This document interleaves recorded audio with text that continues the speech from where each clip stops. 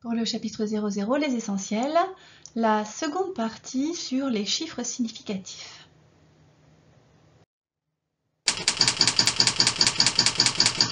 Si on tape sur un moteur de recherche le mot significatif, voilà ce qu'on obtient. Donc le significatif, c'est un adjectif dont le premier sens est qui exprime clairement quelque chose. Son synonyme, c'est clair. On a la correspondance en anglais. Et son sens 2, c'est important. Par exemple, jouer un rôle significatif. Un synonyme serait marquant. Donc un chiffre significatif, ce qu'on doit retenir, c'est un chiffre qui exprime quelque chose, qui est important. Pour aborder cette notion, je vous propose les Dalton qui ont mesuré la masse d'un objet. Joe va annoncer le résultat de sa mesure à 2 kg. Jack, lui, va annoncer la masse de son objet comme étant de 1,9 kg. Quant à William, il va annoncer que la masse de l'objet qu'il a mesuré est de 1,92 kg. Et enfin, Avril va annoncer la masse de son objet à 1,918 kg. Peut-il s'agir du même objet? Eh bien oui, selon la précision de la balance, la masse que l'on mesure n'aura pas le même nombre de chiffres significatifs quand on l'annonce aux autres. Il y a des balances qui sont précises au millième de gramme près, certaines au centigramme près, certaines au dixième de gramme près, certaines au gramme près. Et selon la balance utilisée, on ne va pas présenter son résultat de la même façon, même s'il s'agit de la masse du même objet. Le nombre de chiffres significatifs d'un résultat à mesure au calcul, c'est le nombre de chiffres qui correspondent réellement à la précision de celui-ci. Ce sont les chiffres réellement accessibles par la mesure. Prenons par exemple la mesure de la longueur d'un objet avec deux règles. La première est graduée tous les 0,5 décimètres, c'est-à-dire tous les 5 cm. Quant à la seconde, elle est graduée tous les centimètres. On mesure 3,5 décimètres. Le résultat est donné avec deux chiffres significatifs que l'on va écrire 2CS, C pour chiffre et S pour significatif. Et on est certain du seul chiffre 3. En effet, la longueur de cet objet, on est sûr qu'elle est supérieure à 3 décimètres. Par contre, le 5, on n'en est pas du tout certain. Avec la seconde règle, on mesure 3,56 décimètres. Dans ce cas-là, le résultat est donné avec trois chiffres significatifs. On est certain du chiffre 3, on est certain du chiffre 5, puisqu'on voit bien que la longueur de cet objet est supérieure à 3,5. Par contre, on n'est pas du tout certain du chiffre 6. Donc on est certain des deux chiffres 3 et 5. Donc, ce qu'il faut retenir, c'est que quand on écrit le résultat d'une mesure, le dernier chiffre par convention est incertain. Comment peut-on écrire le résultat d'une mesure? Le nombre de chiffres significatifs est le nombre de chiffres qui restent quand on écrit le résultat en écriture scientifique.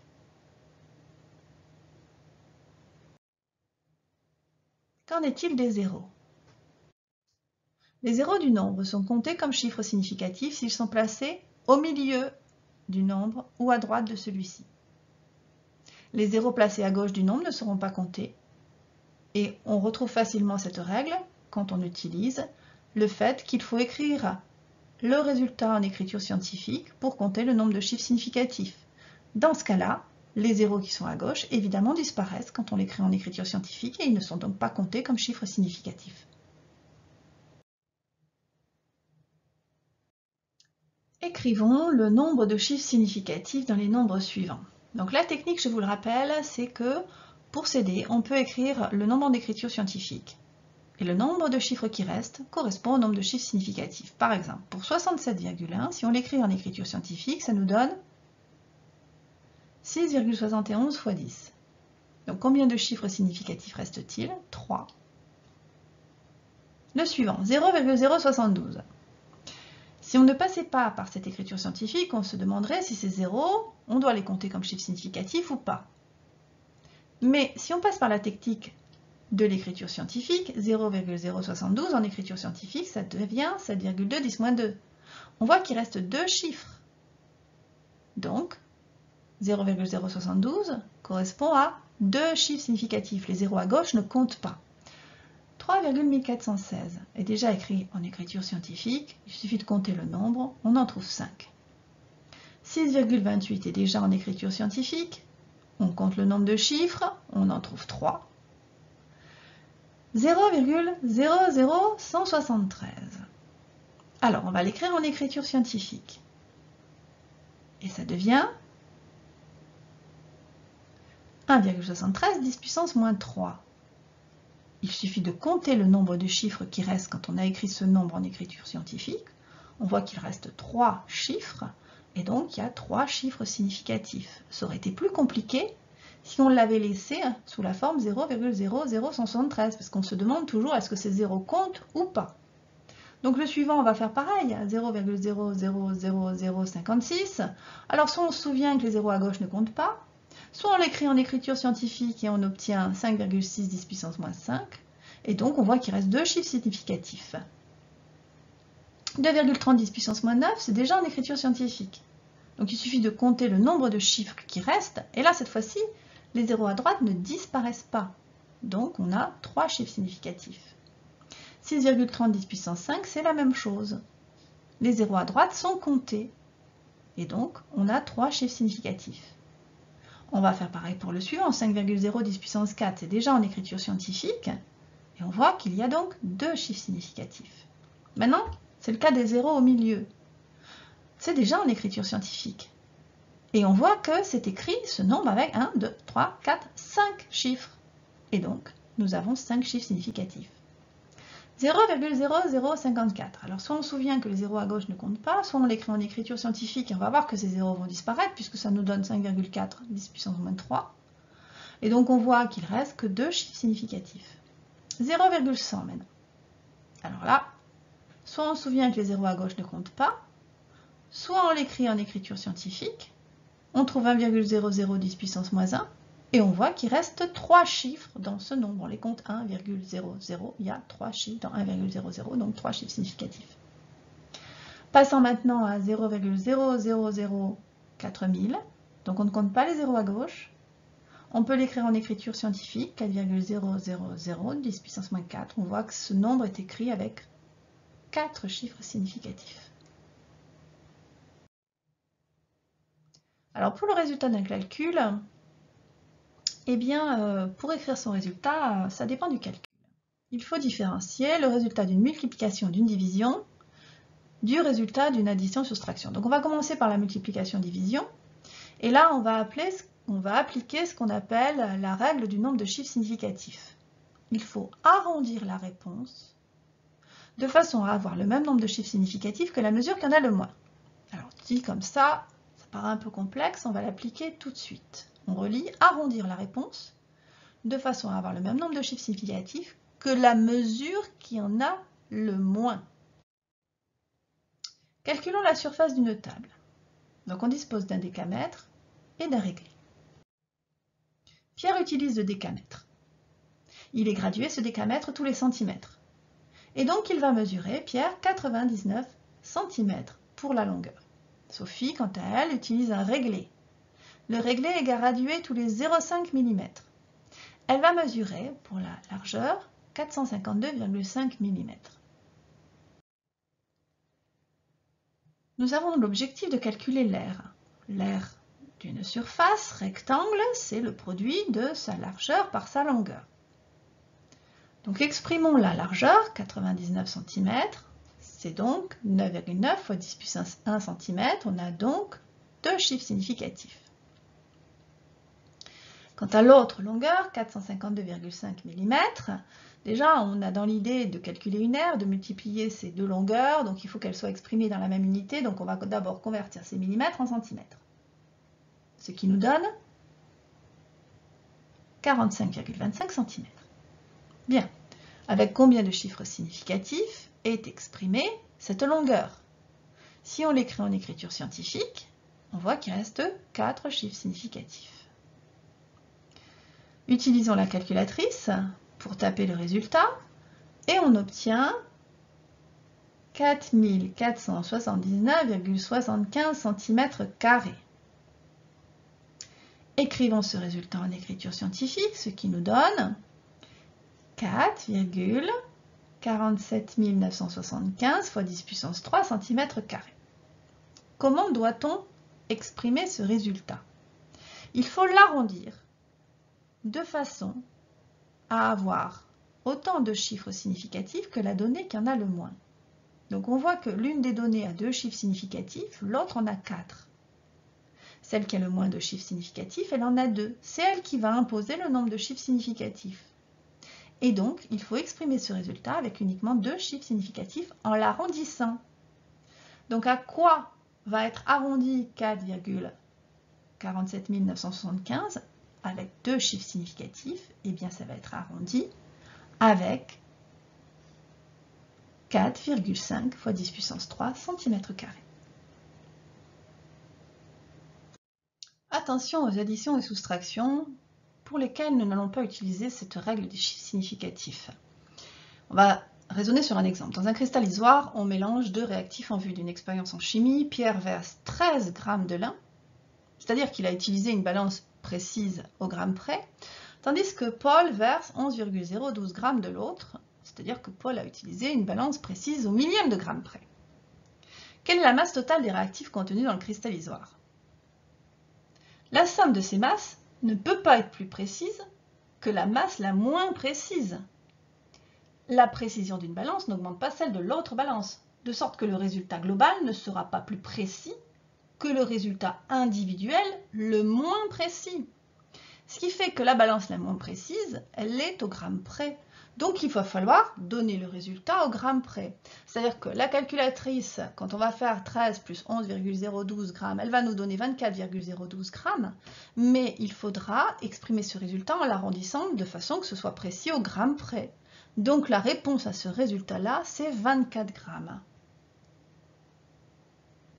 Ce qu'il faut retenir, c'est que le résultat d'une addition ou d'une soustraction de 2 nombres correspondant à des grandeurs exprimées dans la même unité ne doit pas avoir plus de décimales que le nombre qui en comporte le moins. Par exemple, le magnésium est un élément clé de la fabrication de l'énergie dans les cellules. La pratique sportive peut augmenter le besoin en magnésium. Donc, il est très important d'avoir un apport conséquent en magnésium chez les sportifs, 300 mg à 400 mg par jour. On retrouve cet élément chimique surtout dans les légumineuses, lentilles, pois et dans certaines eaux minérales. Donc voici un tableau de la teneur en magnésium de quelques portions d'aliments, teneur qui est exprimée en milligrammes. Donc dans 2 tranches de pain complet, c'est-à-dire 40 g de pain complet, on retrouve 32 mg de magnésium. Dans une portion de 200 g de lentilles, on a 64 mg de magnésium. Dans une assiette d'épinards de 200 g, on a 92 mg de magnésium. Dans une poignée d'amandes, c'est-à-dire 30 g d'amandes, on trouve 90,2 mg de magnésium. Dans l'eau minérale épars, c'est-à-dire 1 litre, on trouve 110 mg de magnésium, alors que dans 1 litre d'eau minérale Contrex, on trouve 90 mg de magnésium. Quelle masse de magnésium absorberait le sportif qui boirait 1 litre de Contrex et une poignée d'amandes? 1 litre de Contrex et une poignée d'amandes. Alors là, c'est très simple. Vous allez effectuer le calcul avec votre calculatrice ou de tête si vous êtes un peu fort. 90 plus 90,2. Ces deux masses sont exprimées dans la même unité, le milligramme. La calculette nous donnerait 180,2. Mais l'une des masses est précise au milligramme près, tandis que l'autre est précise au dixième de milligramme près. C'est la moins précise qui l'emporte. Et donc, il faut exprimer ce nombre avec le même nombre de décimales que celle qui en a le moins, c'est-à-dire celle qui n'en a pas. Donc, ce nombre, on va l'arrondir 100 décimales, ce qui nous donne 180 mg. Et après, on peut l'exprimer en écriture scientifique, ce qui nous donne 1,80 × 10 puissance 2 mg. Quelle masse de magnésium absorberait le sportif qui boirait 1 litre d'épargne et une poignée d'amandes? Donc, 1 litre d'épargne et une poignée d'amandes, on ferait le calcul 110 plus 90,2. Et donc la calculette nous donne comme résultat 200,2. Donc on fait attention aux décimales, on a bien la somme de deux masses exprimées dans la même unité, le milligramme. On voit que l'une de ces masses n'a pas de décimale, ce qui ne signifie pas de chiffre après la virgule, tandis que l'autre en a une, donc c'est celle qui en a le moins qui l'impose, et donc forcément, celle qui en a le moins, elle n'a pas de décimale, elle n'a pas de chiffre après la virgule, donc on va exprimer ce 200,2 sans chiffre après la virgule en l'arrondissant, donc on trouve 200 mg, ce que l'on exprime ensuite en écriture scientifique sous la forme de 2,00 10 puissance 2 mg. Alors on va s'entraîner, en considérant que chaque nombre est un résultat de mesure. L'écriture scientifique du calcul est intéressante dans le cas où on a besoin d'utiliser la règle des chiffres significatifs, puisque pour trouver le nombre de chiffres significatifs, il est utile, en tout cas au début, d'exprimer les nombres en écriture scientifique. Cette règle des chiffres significatifs est utile dans le cas des multiplications-divisions. Donc on va séparer les cas où on a des multiplications-divisions. Et pour trouver le nombre de chiffres significatifs, on exprimera l'écriture scientifique du calcul dans ce cas-là. Donc 6 fois 6, ça nous donne 6 fois 10 puissance 0 fois 6 fois 10 puissance 0. Dans l'autre cas où on va avoir besoin de la règle des chiffres significatifs, c'est dans le cas petit d, 100 divisé par 1. Donc on va exprimer chaque nombre en écriture scientifique, ce qui nous donne 1,00 10 puissance 2 divisé par 1. Le petit e aussi. 100 fois 100, en écriture scientifique, ça devient 1,00 10 puissance 2 fois 1,00 10 puissance 2. Le petit f aussi, on en a besoin de la règle des chiffres significatifs. 22 divisé par 7. Donc, ce calcul exprimé en écriture scientifique devient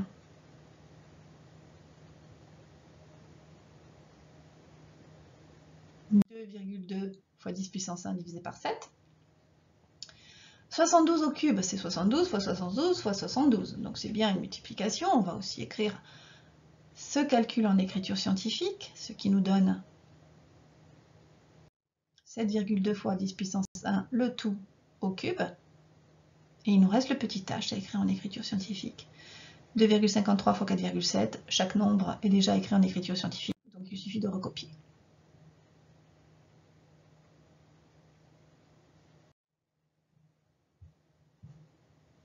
À partir de ça, on va passer au résultat.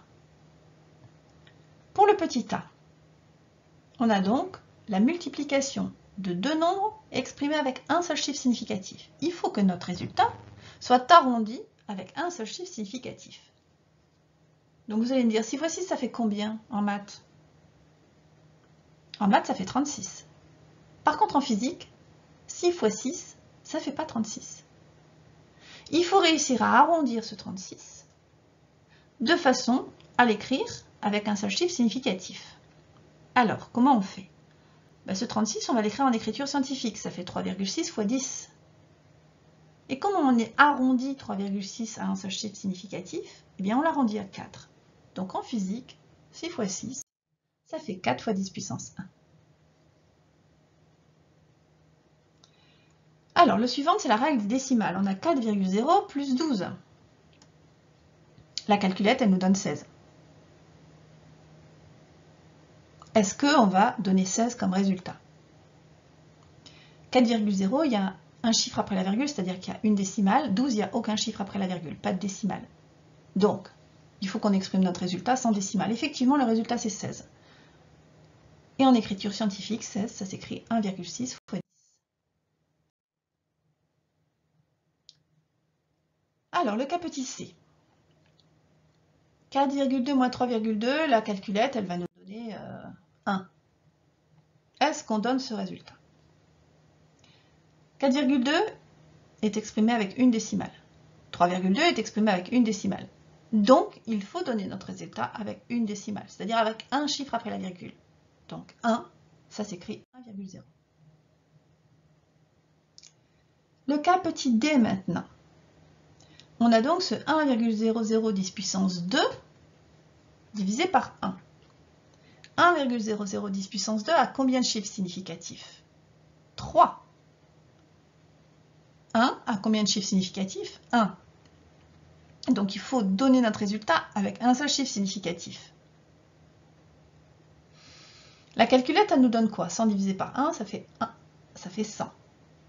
Comment on peut arrondir 100 de façon à n'avoir qu'un seul chiffre significatif? On l'écrit en écriture scientifique et on trouve que c'est 1 fois 10 puissance 2. Passons au petit e, 100 fois 100. Alors là, on voit que c'est un nombre à 3 chiffres significatifs multiplié par un nombre à 3 chiffres significatifs. Donc il faut exprimer notre résultat avec 3 chiffres significatifs. 100 fois 100, ça fait 10 000, nous dirait la calculette. Il faut exprimer 10 000 avec 3 chiffres significatifs. Et donc, on va l'écrire sous la forme 1,00 fois 10 puissance 4. Pour le cas petit f, 22 divisé par 7. On a donc 22 qui a 2 chiffres significatifs, 7 qui n'en a qu'un. Donc il va falloir exprimer notre résultat avec un seul chiffre significatif. Alors 22 divisé par 7, ça fait 3 et quelques, on est d'accord? Et il faut exprimer, arrondir ce 3 et quelques avec un seul chiffre significatif. Et donc, ça nous donne 3. Dans le cas suivant, la calculette nous donne 373 248. Or, on voit que 72 est exprimé avec 2 chiffres significatifs. Donc, il faut arrondir ce 373 248 avec 2 chiffres significatifs. Donc, on l'écrit en écriture scientifique d'abord, ce qui nous donne 3,73 248 fois 10 puissance 5.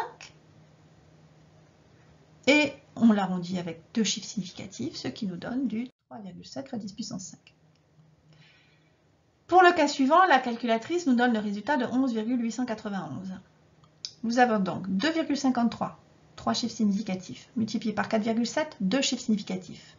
Donc celle qui en a le moins, elle n'en a que 2. Il faut exprimer le résultat avec 2 chiffres significatifs. Donc il faut arrondir ce 11,891 à 2 chiffres significatifs. On est bien d'accord que si on arrondit 11,891 à 12, on a bien arrondi cette valeur à 2 chiffres significatifs. On l'exprime ensuite en écriture scientifique et on trouve 1,2 fois 10 puissance 1. Que vaut 113,7 plus 141? Ça nous donne la calculatrice 154,7. Alors, c'est la règle de l'addition-soustraction. On a une décimale dans un cas et pas de décimale dans l'autre. Donc, il faut donner le résultat sans aucune décimale. On va arrondir ce 154,7 sans aucune décimale, ce qui nous donne du 155. Et on l'exprime en écriture scientifique, ce qui nous donne 1,55 fois 10 puissance 2. Alors, on a ensuite 728 10 puissance 2 plus 42,7. Si c'était des longueurs exprimées en centimètres, on obtiendrait donc bien 728 plus 42,7, c'est-à-dire 770,7 cm. La première donnée, 728, est précise au centimètre près, il n'y a pas de décimale, tandis que 42,7 est précise au millimètre près, il y a une décimale. Donc il faut donner un résultat qui n'est pas de décimale. Il faut donner un résultat qui est précis au centimètre. Donc on va arrondir ce 770,7 à un nombre qui n'a pas de décimale, c'est-à-dire qu'on va l'arrondir à 771. Et ensuite, on l'exprime en écriture scientifique, ce qui nous donne 7,71 fois 10 puissance 2. Il faut faire attention au comptage aussi. C'est pas fini. Depuis l'observatoire de Calerne, près de Nice, un puissant faisceau laser est dirigé vers la Lune. Une mesure de la durée du trajet de ce faisceau laser de la Terre vers la Lune a donné delta t égale 1,28 221 secondes. Ce faisceau se réfléchit sur des miroirs placés sur la Lune lors des missions lunaires et revient vers l'observatoire. Question, quelle est la durée de l'aller-retour du faisceau laser? Alors je vous laisse réfléchir et ça serait bien que vous posiez le calcul, que vous mettiez la vidéo sur pause et que vous posiez votre calcul.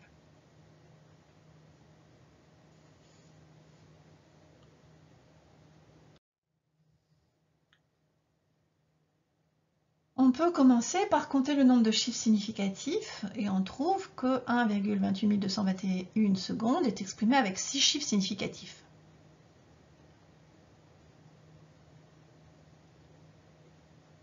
La première méthode consiste à faire l'addition.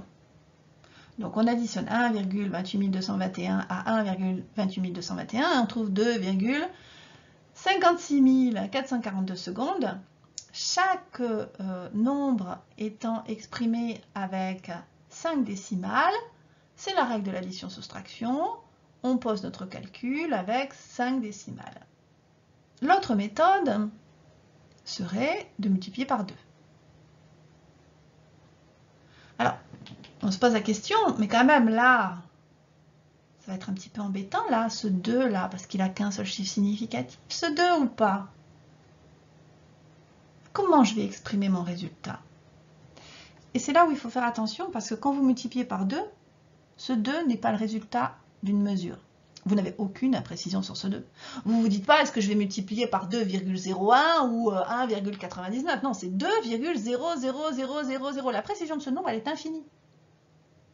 Il n'y a aucune incertitude sur ce nombre 2. C'est un comptage, c'est un dénombrement. Et donc, ce n'est pas lui qui va limiter le nombre de chiffres significatifs. C'est uniquement l'autre nombre, ce 1,28221. Et donc, on va garder le même nombre de chiffres significatifs que l'autre donnée. Il s'agit d'un comptage. On ne multiplie pas le résultat de 2 grandeurs. Le 2 a une précision infinie. Et ce chapitre est terminé. Je vous conseille de rédiger les exercices, page 19, numéro 10 et 22 du Hachette 2014. Et c'est terminé.